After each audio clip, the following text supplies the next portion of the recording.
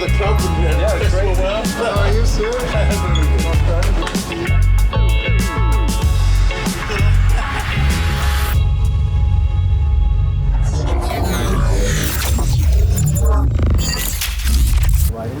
So welcome everybody. First of all, happy birthday to Ultra. 25 years since the first edition on South Beach, and I'm joined by two legendary DJs. First of all, Mr. Afrojack, he's right here, and Mr. Carl Cox. My name is Armin van Buuren, and we're going to be talking about the history of one of the most iconic festivals in the world, Ultra Music Festival Miami. So 25 years of Ultra Music Festival Miami, 25 years of legendary moments. What's your favorite memory of 25 years? Well, I think my favorite memory is like the first time that I got to play Ultra. I got a little changeover slot last minute from David Guetta. I was signed to David at the time, and I think this was 2008. And then that was amazing. I got 10 minutes, and it was just fun. And then the year after that, I got to play the Carl Cox stage, Carl Cox and Friends. He invited me, he introduced me, and that was like the most epic. So your first set at Ultra Music Festival was 10 minutes? Yeah, I think I have the shortest first set at Ultra ever. I think so. No, that was, big respect to David for that, because he really fought to like, Afrojack is the new thing. You should just let him do the changeover slots. So I had like a little DJ booth in the corner of the main stage. But I had like some hits at the time, so I just banged them out back to back, and everyone loved it. So what was this?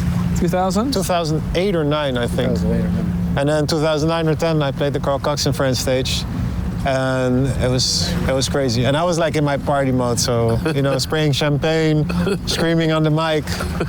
It was insane. An insane experience, so thank you very much for that. Thank you for the invitation. Hey, no problem at all.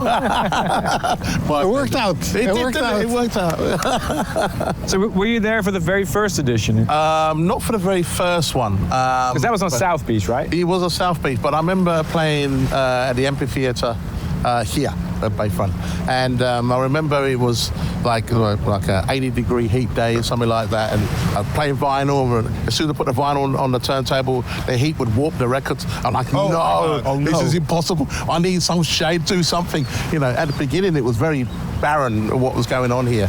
It was bands and DJs and all sorts going on, and everyone was running around like headless chickens, and the first early editions of Ultra wasn't the best, I have to say, but it was really great because the people kind of stuck it out in the sun. Danced to the music at the time was a lot of energy in the sound and music with breakbeat and techno and a really good progressive sound, and it was like a mixture of everything at that particular time, and me going on for I think 1.5 hours at that particular time, I knew that okay, this is what's happening, but I knew I could give more to the festival, so this is why I had the opportunity to do the Carl Cox Invites or Carl Cox stage, and our first stage area was a tent which was for weddings, white tent, and we thought, okay, so we've got this big white tent, now what do we do with this, So that wasn't the megastructure yet? No, not at all. They called it the megastructure. What was the first year? The megastructure, that was 2,500 people to start with. Very minimal amount of people, but we filled that up, and we had Eric Bruno play for us, Josh Wink, the list goes on in that room, and it was unbelievable. It was really, really cool. We had these like inflatables stuff. You can go on the YouTube and see all of this early stuff that we had done, but they knew that there was something special that I could bring to the table with Ultra at that particular time in the early days, and then eventually they rolled out the mega structure, and I'm thinking, okay, where are we going to get the extra people from? Because this is huge. Big space, and then of course things started to get tuned up from that point. Well, you remember the first year of the megastructure, which is now still a permanent kind of Yes, part of it? yeah. So the first year of the megastructure really was, we called it the Twilo area. So the Twilo area was based on the sound system. So we had the sound system flown over from New York and had Steve Dash. Wow, the legendary. The guy was just a legend because he knew his sound. He knew what he wanted to give to people. This was the type of speakers they had at Pacha and also at Space here. That's right. Yes. I know. The Steve Dash sound. Very big, very, very clear. Yeah. We had it in all four corners of the room and everything, and Danny Tenaglia was playing. and so he was like married to the sound system. It was really awesome to see that happen, and then people kind of walked. I wanted people to walk into the biggest club in the world. That was my idea of what I would like to see happen, and that's what happened in the end of the day. We couldn't always bring the Steve Dash sound system over because it's very special, of course, and then we were using all different types of sound systems, and now we've ended up with the amazing Function One sound system, which seems to suit the room very, very well. Well, let's talk a little bit about Ultra and the impact it has on the global music industry. Can we say something about that? I think like for me, when I went to Ultra the first time, I was a kid, but this was before I was DJing internationally. And the thing was with Ultra, Miami Music Week, you had Pete Tong, of course, hosting from here. And all these mixes went all over the world. So it was always, it was always like a branding thing for the artist to showcase himself. You showcase yourself during Miami Music Week and you show all the promoters, you show all the fans, this is what I'm about this year. So that's the thought I always had with Ultra, and still to this day, now especially with the live stream, is like Ultra starts it all off. So like every dance music fan in the world is watching Ultra to see what is my favorite artist going to do, what are these artists going to do. You can now see it on the live stream. Back then I had to tune into the radio, and I think that's what makes Ultra so impactful, and that's I think what makes it also special for me. Like being able to sit here with y'all on the couch is like when I started going out to Ultra the first time, back 2008, I think, I was watching what you guys were playing. I was looking who you were hosting. I was listening to the radio, like what was being presented. And now, I feel lucky still that we get to be here and we get to go here. I think it's good to realize that dance music started in clubs, and now we know, festivals are the thing. And out of all those festivals, Ultra is probably one of the most important ones. But at the beginning, and Ultra, we're talking about 2000 here, the festivals weren't really happening. So at the time, it was really revolutionary what was going on. I mean, now we all know it, and it's part of our, it's what we do. We go from festival to festival.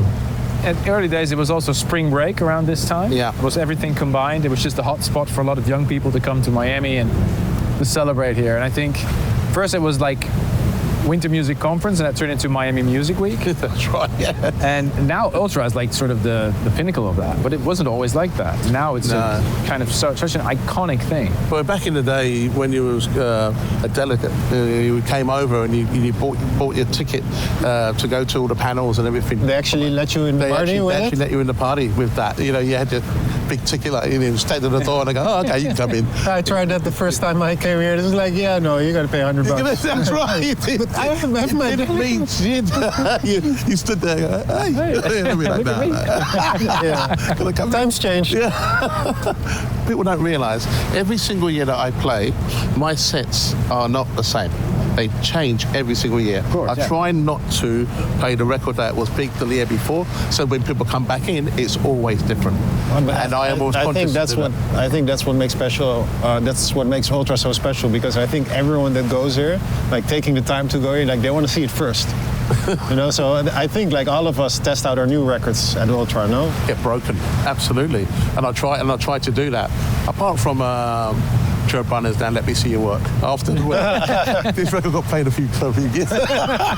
You played a few times. We've got played a few times because people were like, I'll allow it. I'm sure people don't hate it. Well, it's going to be a bit of a surprise this year for this weekend anyway, but that record came out in 2012. Wow. And it got played a few years in. Then I stopped playing it. I had to stop playing it, And people got upset, and really said, oh, I'm not playing it anymore. Because I've been playing it every set. It's like, please give me a break. So let's talk about some of the iconic moments in the history of Ultra Music Festival Miami. I mean, what springs to mind for me is Madonna and Avicii. Oh, wow. Yeah, 2015. Swedish House Mafia dropping one for the very first time. Was that 2010? 22. I think 2011 or 2012. 2011, 2012. I can't really recall, but I remember that they dropped that record and it was kind of like... Yeah, no, I heard it the first time at like some Beatport pool party, and they played it, and I was like, what? oh my, this is so, what is this? What is this? It's just like the arrangement of the record is so out of this world. I remember Swedish House Mafia playing a tent at Ultra, playing like a smaller tent. This was the first time they played, and they They had air horns. That's not like how the Swedish House Mafia started. I think Swedish House Mafia in general, also 2012 when they split up, 2018 when they got back together, they did the Virtual Blow production. I like Swedish House Mafia. Yeah, they're doing great. I mean, the return of Hardwell, his secret guest. Yeah, and playing like a very, very extended arrangement techno set. Yeah, which was very impactful. I remember, of course, also Avicii when he did Wake Me Up for the first time. Yeah, that was a moment. We should go back about that. Oof. Remember that? I remember there was a lot of backlash, but that turned out to be one of the biggest dance records ever made. Yeah. Crazy. It was very sad to see because he got booed for 30 minutes, which was very terrible. You wouldn't want to wish that on anyone. No. But he chose to take a risk with doing a full, like he didn't play Wake Me Up the way the MP3 was. Yeah. He did a full-on country band version. It was like, yo, those people, like they were confused. They were like, and they were like, make some noise. I didn't even realise Aloe Black was the vocalist. Yeah, as well. You know, it's like the whole thing was. So he had like Grammy award-winning country musicians on stage, which is I mean, it's pretty ballsy to do that. Yeah, it was a statement. I don't think I would have done that. Exactly. Yeah, I know. I can't see it. I think one of my favorite moments was doing the Gaia set. Because people are very open. They kind of expect you to take a little bit of extra risk when you hear it. They want you to do something different. Either going, I mean, this year I'm going back with Maddox and Oliver Heldens. So they Ultra always pushes the boundaries of dance music and actually makes us work harder. Yeah. Because you can't just come here and show up with your big hits and go, hey, put your hands up. It doesn't work that way. You need to put the extra effort in, which is what we all do. And I love that. I love that about Ultra. One of the questions I get most from a lot of interviews and stuff, do you still get nervous for Yeah, for sure. Do you, Carl? Yeah, I get nervous. I mean, I do, I make it look easy. I make it look easy, but when you got, as you know yourselves, what it feels like, you know, the attention's on you as an individual on your own. And then you have to then go, right, I'm here. And then I'm happy once got the reverse record in and everyone's having a good time, and I go, okay, now we can go. Have you ever been like nervous, like I can't play nervous? Nah. I've always made that step to go in, and once I've gone in, and then the party starts. So I think a lot of it is to do with the anticipation of what happens next, you know, because there's been plenty of instances where I've had other DJs play and the weather's been fine and it's great and there's no problem with the sound system or whatever, and then I go on and the sound system breaks or the rain comes down, and I'm like, dude, I've been here for 3 hours and, you know, ready to go on, and this happens. I've had so many instances like that. So that's the anticipation. That's kind of like what's going to happen next. But I think there's nothing wrong with being nervous. I think that's a natural way to feel, because it's all that attention on you instantly, and you have to kind of go, okay, and use that as a superpower and then give it back to the people. Absolutely. And that's it. And then once we're sitting in that seat to be comfortable with your music, and then you have fun. And you, do you ever get nervous still? But you still get nervous. Yeah, absolutely, especially for Ultra. I know even my mom stays up to watch the live stream, you know? No, my mom's here, actually. Oh, she's here? Yeah. Oh, no way. Yeah. She comes every other year. Fantastic. Yeah. That's amazing. Yeah, no, I like you say, I'm no different. 4 months of my schedule. I do the last shows in Asia in December, and then I take usually January, February off. And then, Ultra's the first big thing. Yeah, it is. I think it's a DJ thing. Like January or February, like slow down, prepare, and watch Ultra. Yeah, there you go. But yeah, so you still get nervous? Well, same as Carl. Like, not nervous in a I can't breathe anymore phase. I mean, I do always do a little meditation before I go on, like little open, breathing, just breathing, and just know what's the worst thing what can happen. the power cut. There's one thing worse. There's one thing worse that can happen. And that's like when the main power cuts, but your monitors are on. I had that one time. That was an iconic moment for myself. You're like dancing, and why is no one dancing? What's going on? Monitors off. Oh my God. Let's talk about one defining record for Ultra music in the last 25 years. If there's one record you have to think of. There, Chris Piano. Yeah, I would say Swedish House Mafia 1. in the mega structure has to be Now Let Me See Your Work by Joe Brunning. I think it has to be that one. I still cannot think of anything that has become as big as that tune, which defines the mega structure. We haven't even talked about Ultra in other places. I mean, Ultra is mega brand all around the world right now, and if they're hosting festivals, Ultra Europe, of course, Ultra Korea, Ultra Japan, Ultra. There's so many. I think we played all of them almost, but I love it. Did you play Ultra Peru? Yep, played Ultra Peru. Insane. Gigantic. It's so big. Did you go there? Yep. Unbelievable. Amazing. And I love Ultra Japan. I love the location. Yes. And the Japanese crowd, they go crazy. Yeah, I love it. They must go crazy when you say, oh yes. The Japanese... In all languages, it's the same. Even in Japanese, it's oh yes. Oh hi. Hi. Oh yeah, it's amazing. I mean, Australia, of course, they have Ultra now in Australia, which is great. So, I mean, Ultra really, worldwide, has been a phenomenon, really. But it all stems from here.